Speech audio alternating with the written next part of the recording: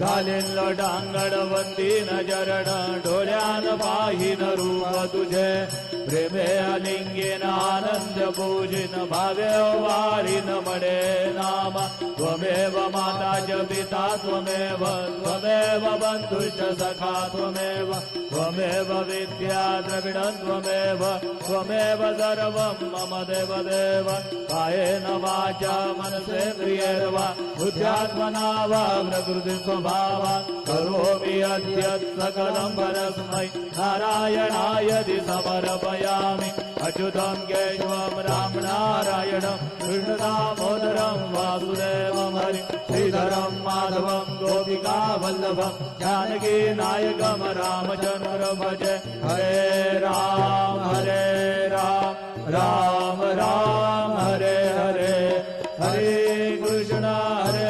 Krishna Krishna Hare Hare Shri Gurudev Datta.